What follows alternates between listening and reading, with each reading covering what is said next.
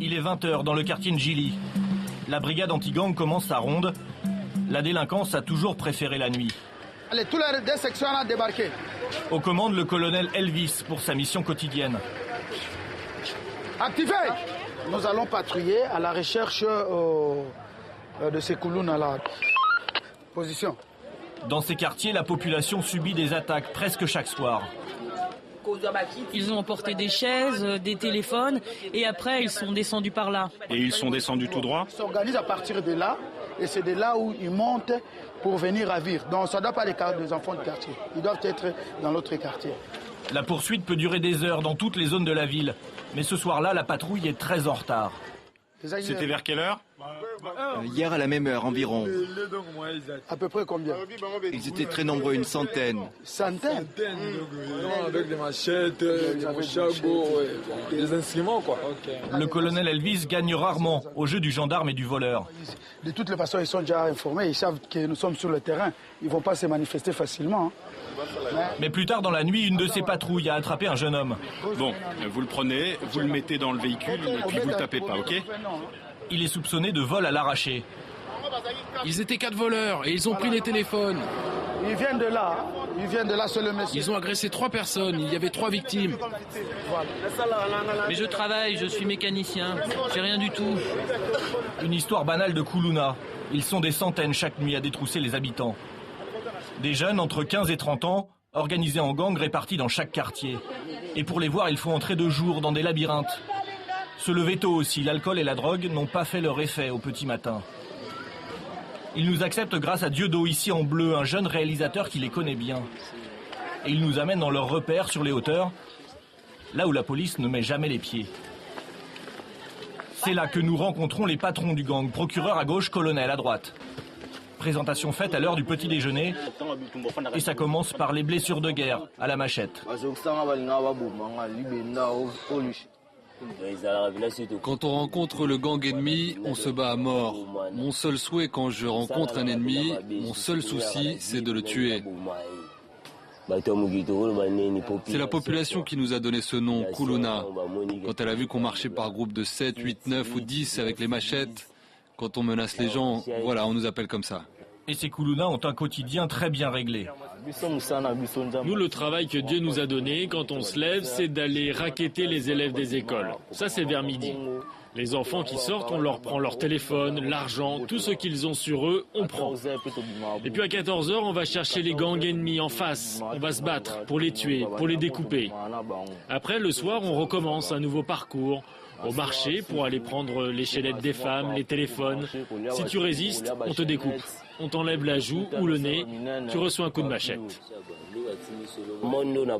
Ça fait longtemps qu'on a cette vie-là. Moi, j'ai 12 ans d'expérience. J'étais un enfant des rues, je ne me vois pas faire autre chose. Moi, par exemple, j'ai une femme et 3 enfants. Comment je fais pour les faire vivre? Il n'y a pas de boulot. Je suis obligé de racketter, de prendre des choses. Alors comment envisager un avenir? Eux parlent de mort, de cercueil, mais aussi de la relève. Il y a aussi cet enfant-là. Il est en formation pour l'instant. D'ici à 2013, il va être lancé. Son nom, c'est Champion Issa. Un mauvais gars. Issa a 13 ans. Mais il faut une formation? Oui, il faut qu'il soit formé pour qu'il apprenne à découper, à utiliser la machette. Mais vous lui apprenez à découper les gens? Oui, c'est ça. On lui apprend à découper les gens. S'il faut tuer, il le fait. Issa pense qu'il n'a que ce choix, devenir Koulouna. Papa est mort, maman est morte. Je dors dehors. Je suis seul pour chercher l'argent. Alors dans ma tête, je pense juste à être Koulouna. Tuer des gens et arracher les bijoux. Ces jeunes n'ont trouvé que la violence pour sortir de la misère. Un constat d'échec pour toute la société congolaise. Du haut de leur squat, ils se reposent en attendant les prochaines bagarres et sans avoir conscience d'être un phénomène en pleine expansion.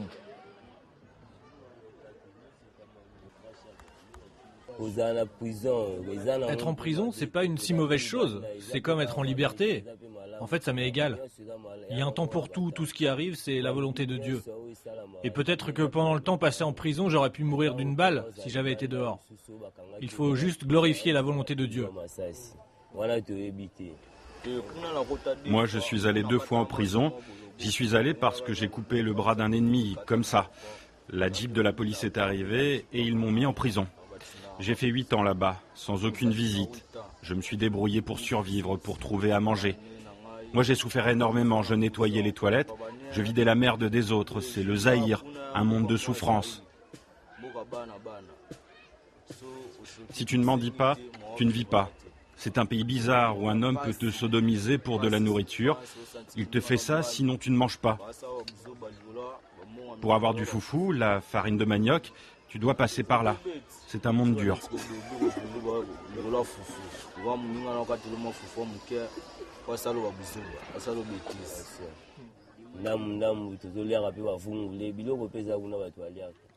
C'est vrai tout ça, mais en prison on peut vivre quand même, il y a de la nourriture. En fait on vit comme ceux qui sont en liberté. On appelle cela le Zaïre, c'est un autre monde. À ce jour, beaucoup de nos amis sont là-bas, on s'appelle au téléphone, du matin au soir, comme d'habitude en fait. D'ailleurs dimanche, Colonel était là-bas pour les visites. Pourquoi vous appelez ça le Zaïre ? Parce que c'est un pays, il y a tous les mauvais cœurs, on voit tous les retards de ce pays. Tu retrouves toutes les difficultés là-bas. La souffrance existe, mais tu peux vivre, par exemple, 7 ans ou plus sans mourir. C'est pour ça qu'on appelle ça le Zaïre. Parce que, en fait, du temps de Mobutu, on ne mourait pas aussi facilement qu'aujourd'hui. On souffrait, mais on ne mourait pas.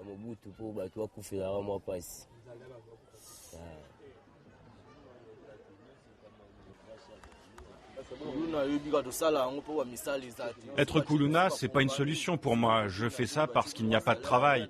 Si on crée des compagnies, avec un bon salaire, on va tous se retirer et abandonner notre travail actuel. Mais bon, comme il n'y a pas de compagnie, on doit continuer à voler.